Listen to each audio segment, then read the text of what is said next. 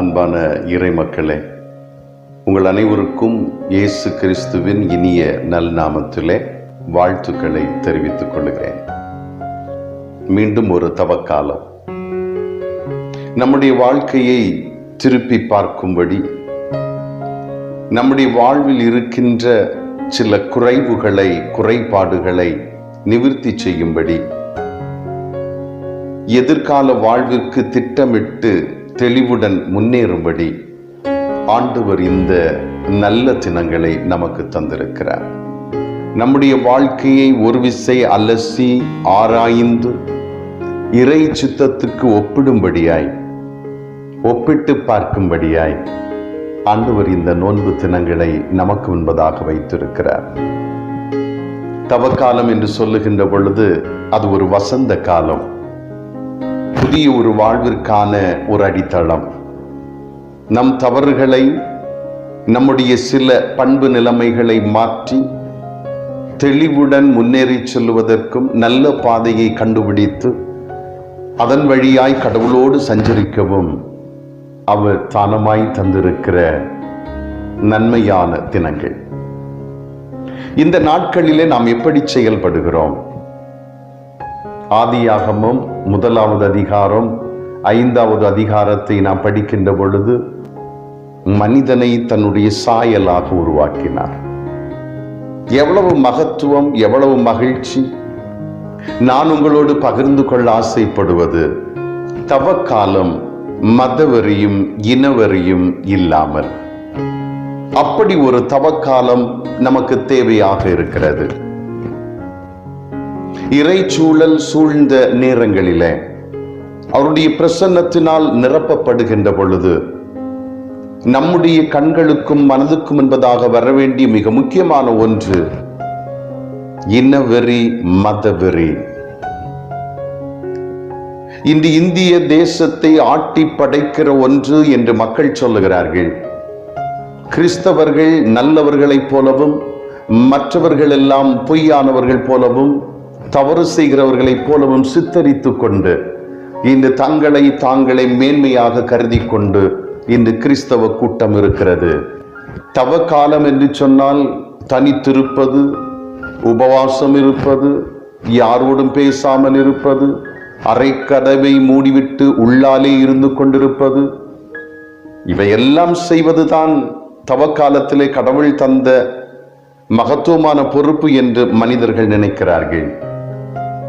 அதையும் தாண்டி வேறொன்றும் இருக்கிறது. தியாகமான ஒரு வாழ்க்கையை குறித்து சொல்லுகிறது. உபவாசம் இருப்பதினால் நீ நல்லவனாய் மாறிவிட முடியாது. எப்பொழுதும் ஜெபித்துக் கொண்டிருக்கிறேன் என்று உனக்குத்தானே ஜெபித்துக் கொண்டிருப்பதினால் நீ நல்லவனாய் மாறிவிட முடியாது. எப்பொழுது நான் என் வீட்டிலே தனித்திருக்கிறேன் என்று சொல்லி கதவை மூடி வைத்துக் கொண்டிருப்பதினால் நான் நல்லவன் என்று சொல்லாது. நண்பர்களே, இந்த தவக்காலத்திலே நானும் நீங்களும் செய்ய வேண்டியது என்ன? மிகப்பெரிய பொறுப்பு ஒன்று நமக்கு முன்பதாக இருக்கிறது. இந்த தவக்காலத்திலே நீ மற்றவர்களுக்கு உதவி செய்யவில்லை என்று சொன்னால் உன்னுடைய வாழ்வில் ஏதும் மாற்றம்? இந்த தவக்காலத்திலே நீ மற்றவர்களுக்கு பகிர்ந்து கொடுக்கவில்லை என்று சொன்னால் இந்த தவக்காலத்திலே உனக்குள்ள என்ன மாற்றம் ஏற்படும்? இந்த தவக்காலத்திலே நீ மற்றவர்களோடு ஒன்றுபட்டு இருக்க உன்னால் முடியவில்லை என்று சொன்னால் இந்த தவக்காலத்தினாலே உனக்கு என்ன பயன்? பிறனுக்காக 1 மணி நேரத்தையாவது தியாகம் செய்ய முன்வரவில்லை என்று சொன்னால் நீ எல்லாம் இந்த தவக்காலத்திலே என்ன சாதிக்க முடியும்? கிறிஸ்தவன் என்று எப்படி சொல்லிக் கொள்ள முடியும்? இன்று கிறிஸ்தவத்துக்குள்ளே இருக்கிற பெரும் குழப்பம் என்ன தெரியுமா? மதவெறியும் இனவெறியும். நாங்கள் எல்லாம் நல்லவர்கள், மற்றவர்கள் எல்லாம் கெட்டு போனவர்கள் என்று சொல்லி நியாய தீர்ப்பை நாமே செய்து கொண்டிருக்கிறோம். இயேசு கிறிஸ்து மனிதனை தேடி ஒரு பாலகனாக இந்த உலகத்திலே வந்தார். அவர் மீண்டும் வருகிறார் என்று சொல்லி திருமறை நமக்கு கற்றுத்தருகிறது. அவர் மீண்டும் வருகின்ற பொழுது பாலகனாக வருவதில்லை, ஒரு போதகனாக அவர் வருவதில்லை. நியாயாதிபதியாக வருகிறார் என்பதை புரிந்து கொள்ளுங்கள். நியாய தீர்ப்பு தரும்படியாய் வருகிறவர் என்பதை புரிந்து கொள்ளுங்கள். உயிரோடு இருக்கிறவர்களும் இருப்பார்கள், செத்தவர்களும் உயிரோடு இருப்பார்கள். எல்லோருக்கும் நியாயத்தை, தீர்ப்பை வழங்குவதற்காக அவர் வரப்போகிறார். இந்த நாட்களிலே கடவுளை அறியாதவர்கள் இருக்கிறார்கள், கடவுளை அறிந்தவர்கள் இருக்கிறார்கள், புரியாதவர்கள் இருக்கிறார்கள், புரிந்து கொண்டவர்கள் இருக்கிறார்கள், ஏன் கிறிஸ்தவத்தை குறை சொல்லுகிறவர்கள் இருக்கிறார்கள். அதற்காக நீயும் நானும் மற்றவர்களையும், மற்ற மதக்காரர்களையும், மற்ற இனக்காரர்களையும் குறை சொல்ல முடியுமோ? அவர்களுடைய கடவுள்களை தவறாய் சுட்டி காட்ட முடியுமோ? அப்படி செய்தால் தவறு அல்லவா? இயேசு கிறிஸ்து இந்த உலகத்திலே ஊழியம் செய்த நாட்களிலே புறையின மக்களோடு அதிகமாக இருந்தாரே. ஆண் பெண் என்று சொல்லுகிற பேதத்தை அவர் காட்டவில்லையே. வெள்ளையன் கருப்பன் என்று சொல்லி நிறவரியை அவர் புகுத்தவில்லையே. சரியான உபதேசத்தை சரியாக சொன்னார். அவருடைய உபதேசத்தை கேட்டவர்கள் மனமாற்றம் அடைந்தார்கள். நீ இப்படித்தான் இருக்க வேண்டும் என்று சொல்லவில்லை. இயேசு கிறிஸ்து நீங்கள் உலகம் எங்கும் சென்று மதம் மாற்றுங்கள் என்று சொல்லவில்லை. நீங்கள் எனக்கு சாட்சிகளாக இருங்கள் என்று சொல்லுகிறார். நீங்கள் எனக்கு சாட்சிகளாக இருங்கள்.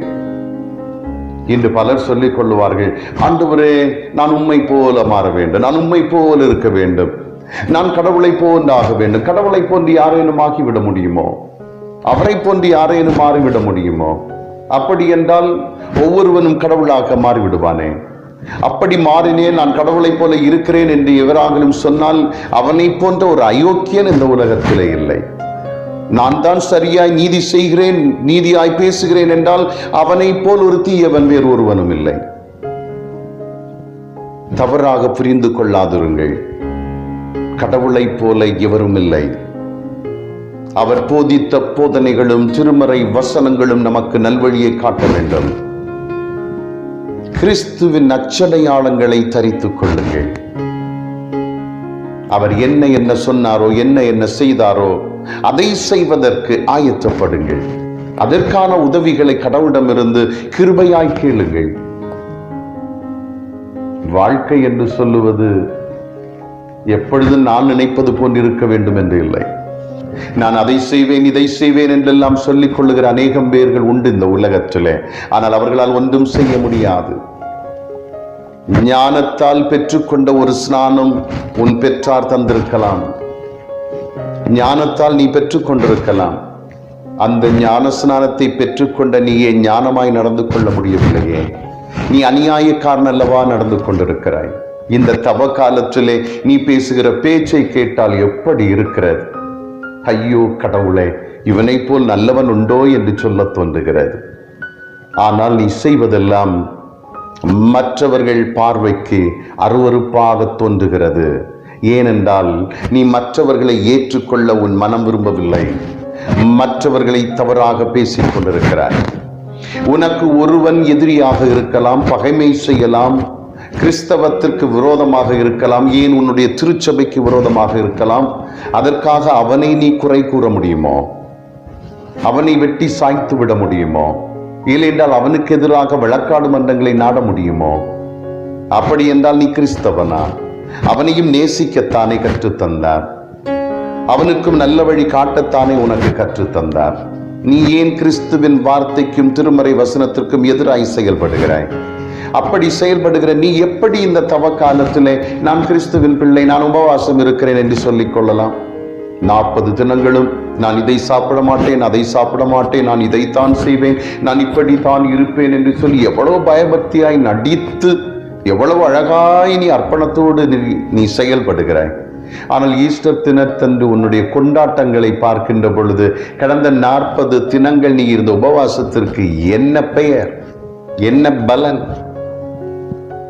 ஏதேனும் ஒரு மாற்றம் உன்னிலே தென்பட்டு இயேசு கிறிஸ்து உயிரோடு எழுந்த பிறகு நீ அதை நல்வழித்தடமாய் அமைத்து இந்த உலக மக்களுக்கு காண்பிப்பாயானால் இந்த தவ காலம் உனக்கு வசந்த காலமாய் இருந்திருக்கிறது என்று சொல்லி அர்த்தம்.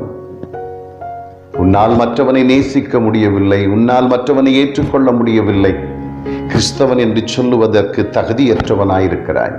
நான் செய்வதெல்லாம் சரி என்று சொல்லிக்கொண்டு கிறிஸ்தவத்தில் எத்தனை பிரிவுகள், மற்றவர்களை ஏற்றுக்கொள்ள உனக்கு மனம் வரவில்லை, எத்தனை கிறிஸ்தவ பிரிவுகள். நாங்கள் ஐக்கியமாக இருக்கிறோம், ஐக்கிய பேரவை வைத்திருக்கிறோம், நாங்கள் ஒரு கிறிஸ்தவ பேரவை வைத்திருக்கிறோம், ஆனால் உனக்கு மற்றவனை ஏற்றுக்கொள்ள முடியவில்லையே, மற்றவர்களை தன்னோடு இணைத்துக் கொள்ள முடியவில்லையே, எல்லாரும் ஒன்றி என்று சொல்லி உன்னால் பாவிக்க முடியவில்லையே, நீ அதிலும் உயர்ந்தவன் தாழ்ந்தவன் என்று பார்க்கிறாயே, நாங்கள் தான் என்று சொல்லிக் கொண்டிருக்கிறாயே. நீ எல்லாம் ஒரு கிறிஸ்தவ தலைவனோ?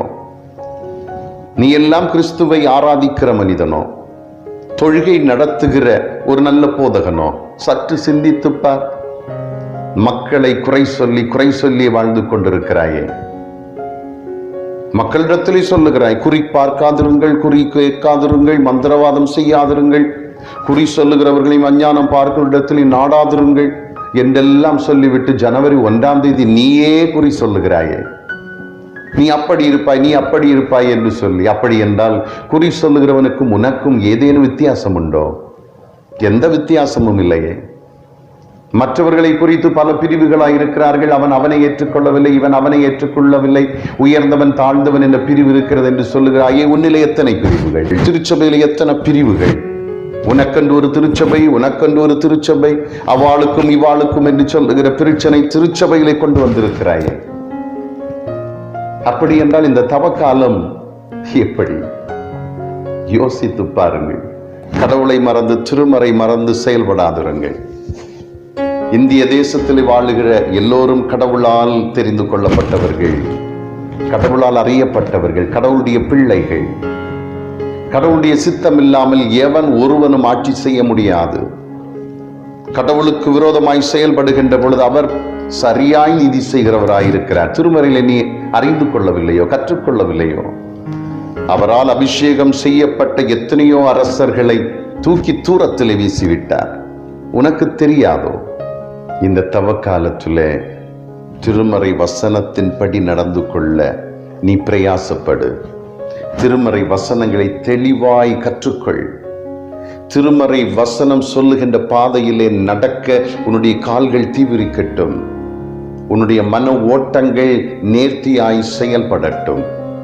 ஞானமாய் சிந்திக்கவும் செயல்படவும் கடவுளுடைய கிருபை உனக்கு கிடைக்கட்டும். அதற்காக ஆண்டவருடைய கரத்திலே இரு. எப்பொழுதும் அவரிடத்திலே இரு. தவக்காலத்திலே மட்டும் உபவாசிப்பதல்ல, தவக்காலத்திலே மட்டும் பெரிய நற்செய்தி கூட்டங்களை நடத்துவதல்ல, தவக்காலங்களிலே மட்டும் நாங்கள் தவக்கால காரியங்களை செய்கிறோம் என்று சொல்லிக் கொள்ளுவதல்ல.